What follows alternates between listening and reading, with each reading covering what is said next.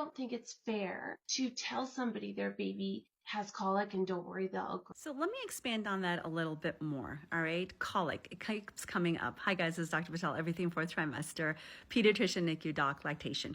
And I just want to say, I actually agree with most what that content creator is saying, because if a baby is truly colicky, you need to kind of figure it out. Unfortunately, we don't have the right answer. It could be a slew of reasons. It could be feeding issues, like she pointed out. It could also be the immaturity of the gut being developed.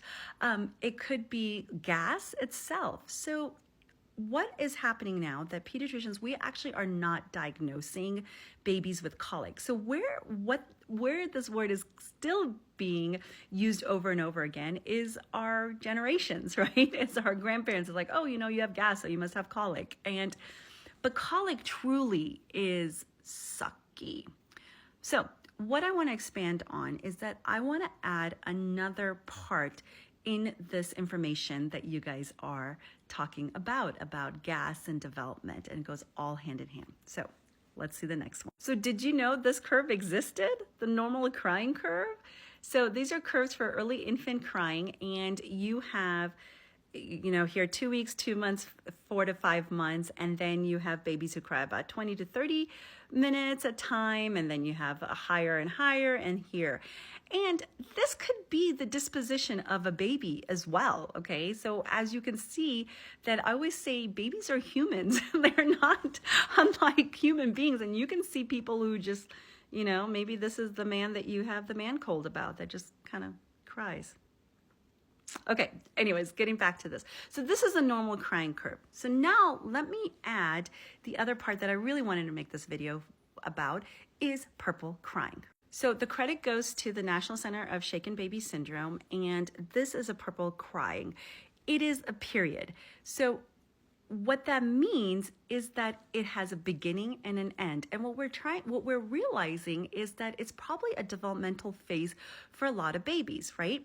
So their gut is developing, and how purple crying differs from colic is because this actual is a mnemonic, and it means each of these letters means something. So P is peak of crying, can start like around 2 weeks, can last up to 3 to 5 months.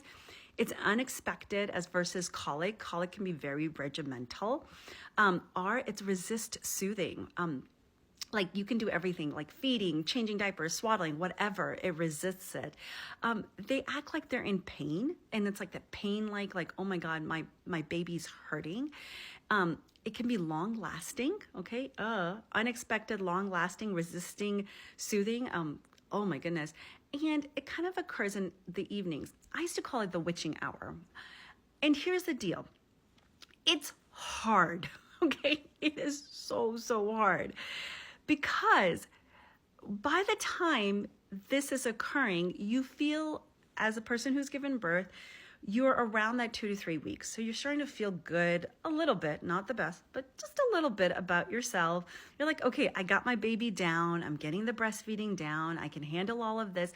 And then all of a sudden, the baby does this. And you're like, oh my goodness, I've done everything wrong. You're pulling your hair out, what's left of it, right? Because now you have postpartum hair loss part, and you just can't figure it out. One of the best advice as a pediatrician that I can give you is please, please, please reach out to your pediatrician. Do not feel that you are alone in this period, okay?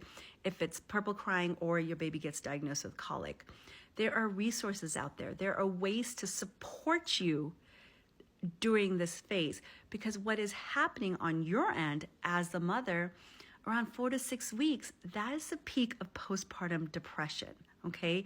So now your baby's telling you you're not doing anything right for them, and then your hormones are like, dude, you are not doing anything right because we're all over the place.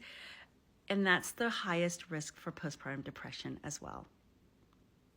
I swear to God, we need to be seahorses. Like, this is so ridiculous. The more and more I get into this work, the more and more about NayaCare, we need to be seahorses. This is too much, people, just too much, okay?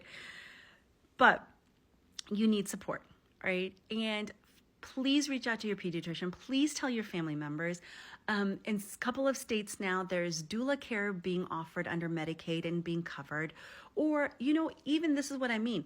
When I say prepare for the fourth trimester, go back in your baby shower and say, hey, listen, I might need a doula. I might need a night nanny. I might need extra support because I know this is coming up and I'm going to make myself as successful as possible. All right. Anyways, this is Dr. Patel. Please let me know if you have any questions. I love when you ask me questions in the chat. And I wanted to add Purple Cry, Colic. Thank you for that content creator to bringing all this up.